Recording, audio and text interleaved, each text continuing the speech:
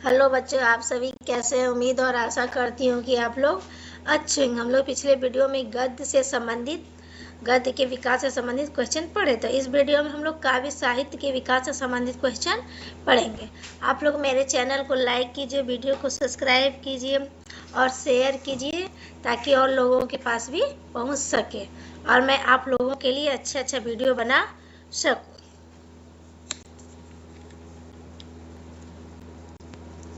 काव्य के कितने भेद हैं? काव्य के कितने भेद हैं? तो काव्य के दो भेद होते हैं, एक सरवै काव्य और दूसरा दृश्य काव्य। काव्य के कितने भेद होते हैं? काव्य के दो भेद होते हैं, सरवै काव्य और दृश्य काव्य। प्रबंध काव्य तथा मुक्त काव्य में क्या अंतर है?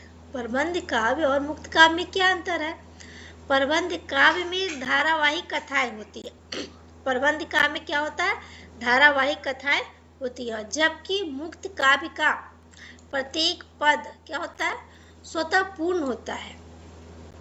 जबकि काव्य का प्रत्येक पद क्या होता है? स्वतः में पूर्ण होता है। इसमें कथा की सूत्रबद्धता नहीं होती। इसमें क्या है? कथा की सूत्रबद्धता नहीं होती है। प्रबंध काव्य में क्या होता है? धारावाहिक कथाएं होती हैं, जबकि मुक्त काव्य में काव्य का प्रत्येक पद क्या होता है? स्वतः में पूर्ण होता है।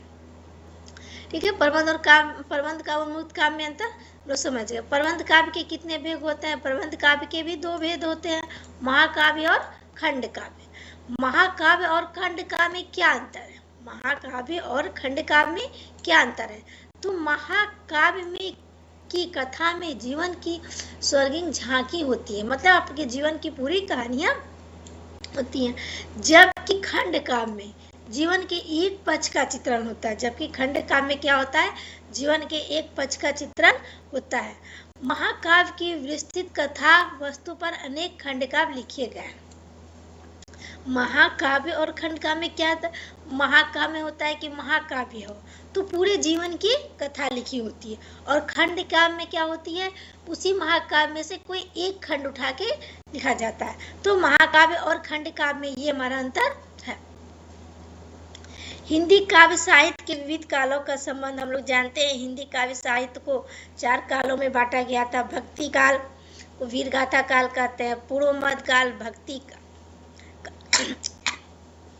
आदिकाल वीर गाथा काल, जिसका क्या सन 1993 ईस्वी से सन 1318 ईस्वी तक, और पूर्व मध्य काल भक्ति काल सन 1318 ईस्वी से सन 1663 ईस्वी तक, और उत्तर मध्य काल रीति काल जो सन 1673 ईस्वी से सन 1873 ईस्वी तक, और आधुनिक काल जो है, आधुनिक काल को हम गद्य काल कहते हैं, 1843 से अब तक। तो हम लोगों ने देखा काव्य के कितने भेद होते हैं। काव्य के दो भेद होते हैं, सर्व काव्य और दृश्य काव्य। प्रबंध काव्य और मुक्त काव्य में क्या अंतर है? तो प्रबंध काव्य में धारावाहिक क्या होती है? प्रबंध काव्य में धारावाहिक कथाएं होती हैं, जबकि मुक्त काव्य का प्रत्येक पद स्वतः पूर्ण होता है।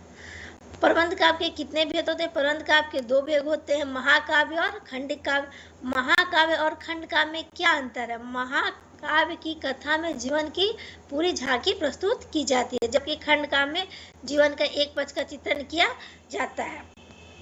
आदि हिंदी साहित्य के विभिन्न कालों का समय तो आदिकाल वीर गाथा काल, पूर्व मध्य काल भक्ति काल, उत्तर मध्य काल रीति काल और आधुनिक काल गद्य काल। आदिकाल का समय था 1993 ईस्वी से सन 1318 ईस्वी तक, 1318 ईस्वी से सन 1643 ईस्वी तक, सन 1643 से सन 1843 और 1843 से ये ईस्वी में दिया है, संवत में नहीं है।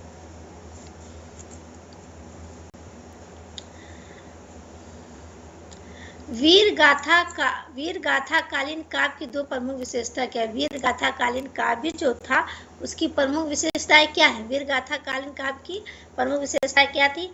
आदिकाल के साहित्य में युद्ध का सुंदर और सजीव, हम लोग जो आदिकाल पढ़े उसमें क्या है? राजा महाराजों की लड़ाई झगड़ों आदि के बारे में प्रशंसा की थी। युद्ध का सुंदर और सजीव वर्णन जो कवि आंखों जो युद्ध होता था उसकी आंखों देखते थे और उसका वर्णन करते थे। आदिकाल के साहित्य में युद्ध का क्या है? सुंदर और सजीव वर्णन हुआ है।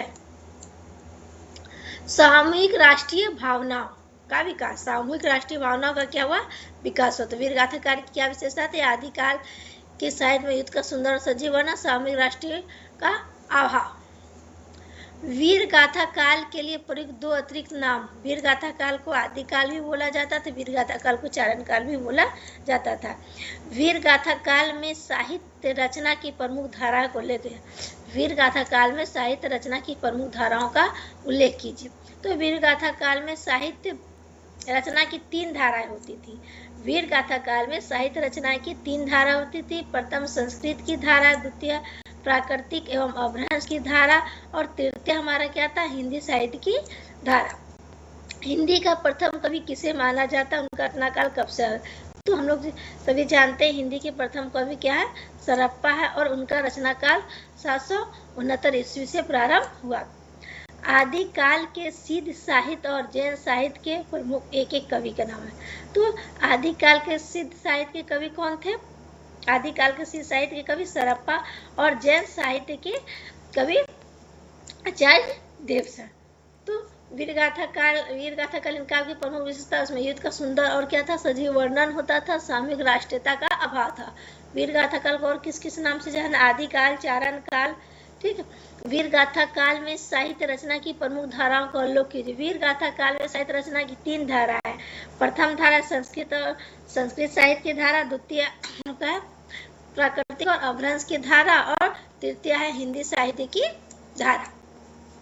हिंदी का प्रथम कवि किसे माना जाता है, तो हिंदी का प्रथम कवि सरप्पा को माना जाता है। तो इनकी रचना कब से आरंभ हुई, तो 769 ईस्वी से आरंभ हुई। आदिकाल के सिद्ध साहित्य के कवि कौन है, सरप्पा और जैन साहित्य के कवि आचार्य देवसेन।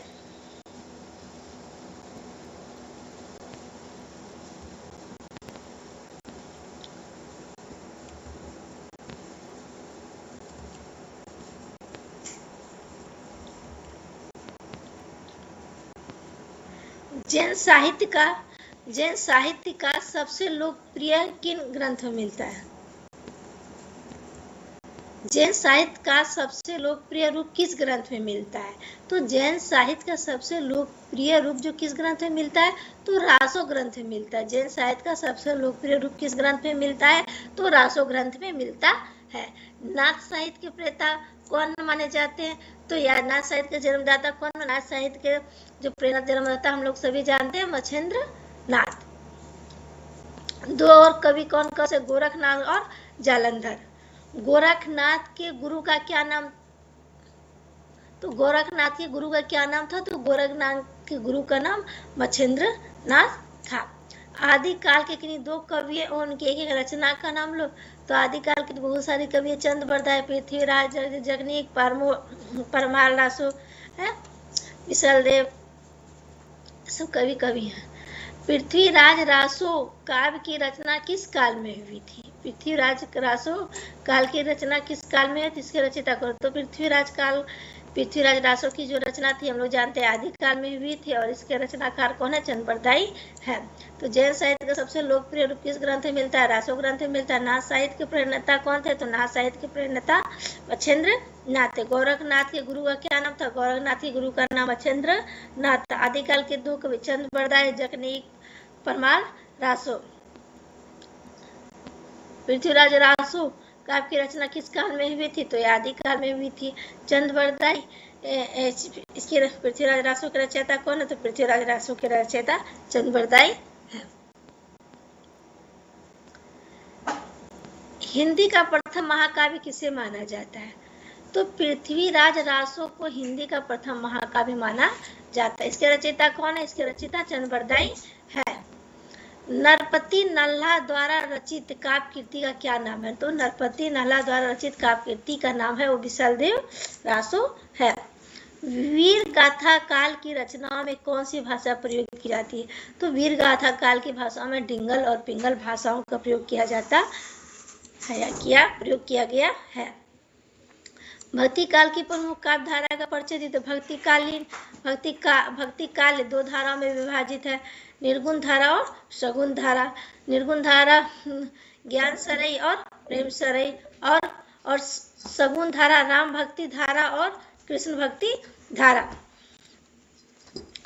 काव्य मार्गी शाखा के दो कवियों के नाम बताइए। ज्ञान मार्गी शाखा के दो कवि कौन है? कबीर तथा नानक। ठीक है, ज्ञान मार्गी शाखा के दो कवि कौन है? ज्ञान मार्गी शाखा दो कवि हैं, कबीर और नानक। हिंदी का प्रथम महाकाव्य पृथ्वीराज रासो, इसके रचयिता चंद्रवरदाय। नरपति नल्ला द्वारा रचित काव्य कृति का नाम क्या है? नरपति नल्ला द्वारा रचित काव्य कृति का नाम विशालदेव रासो है।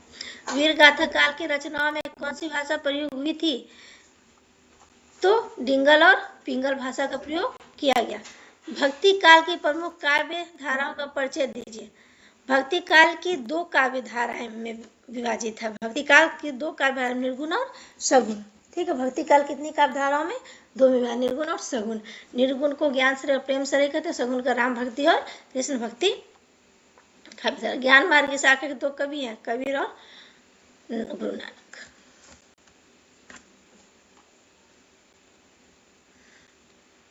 मलिक मोहम्मद जायसी की दो प्रमुख काव्य रचनाओं के मान। मलिक मोहम्मद जायसी के दो है पद्मावत, अखरावट।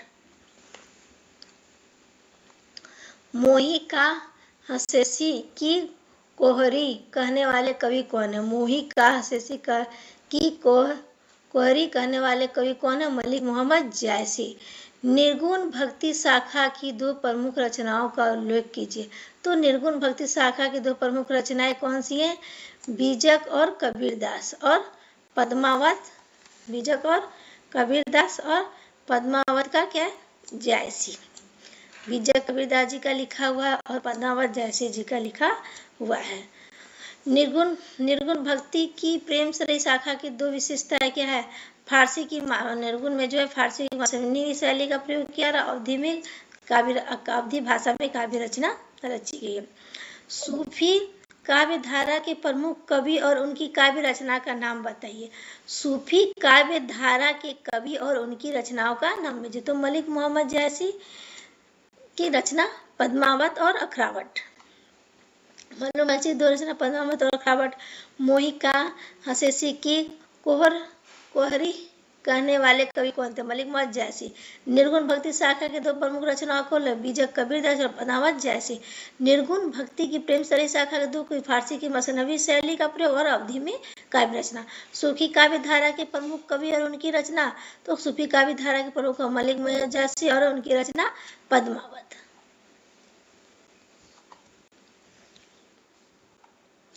सूफी काव्य धारा की दो प्रमुख कृतियों के नाम लिखिए।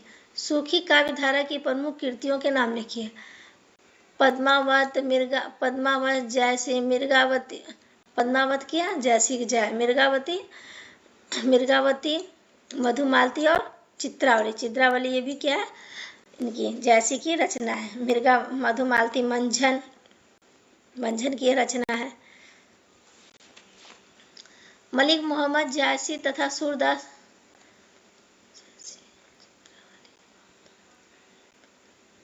मिर्गावती हंस जाहिर की रचना है। मलिक मोहम्मद जायसी और सूरदास किस भाषा के कवि थे? मलिक मोहम्मद जायसी और सूरदास किस भाषा के कवि थे? मलिक मोहम्मद जायसी अवधी के और सूरदास जी है ब्रज भाषा के कवि थे। अवधी भाषा के किन्हीं दो कवियों और उनकी महाकाव्य का नाम लिखिए। तो अवधी भाषा के दो कवि मलिक मोहम्मद जायसी, उनकी रचना पद्मावत, और ये दोनों आपके इसी नेट के सिलेबस में भी है। गोस्वामी तुलसीदास श्री रामचरितमानस। तुलसीदास का रचना काल किस युग में पड़ता है? उनकी सर्वप्रमुख रचना क्या होती है? तो ये तुलसीदास की रचनाएं जो है भक्ति काल में है और सर्वप्रमुख रचना क्या है? श्री चरितमानस। सगुण भक्ति की रामश्रय कृष्ण शाखा के कवि तो हम लोग जानते, सगुण में रामश्रय के तुलसीदास और कृष्णश्रय के सूरदास जी है। तो सूफी काव्य धारा की प्रमुख कृतियों के नाम लिखिए। तो सूफी काव्य धारा की प्रमुख कृतियां कौन सी हैं? पद्मावत, मिर्गावती, मधुमालती और चित्रावली। मलिक मोहम्मद जायसी अवधी के, सूरदास ब्रज भाषा के। अवधी के किन्हीं दो कवियों के नाम है मलिक मोहम्मद जायसी की पद्मावत, गोस्वामी तुलसीदास के रामचरित्र। तुलसीदास का रचना काल क्या था? ये भक्ति काल के कवि थे। स्वप्रथम श्री रामचरितमानस। सगुण और कृष्ण, सगुण भक्ति और कृष्ण से शाखा के कवि का नाम लिखिए। तो रामसराय के तुलसीदास और कृष्णसराय के सूरदास। तो ये हम लोग का ये 30 क्वेश्चन जो तो आज कंप्लीट होता है। बच्चों आप लोग मेरे वीडियो को लाइक कीजिए, शेयर कीजिए, सब्सक्राइब कीजिए, ताकि और लोगों के पास ये वीडियो पहुंच सके और मैं आपके लिए अच्छा वीडियो बना सकूं।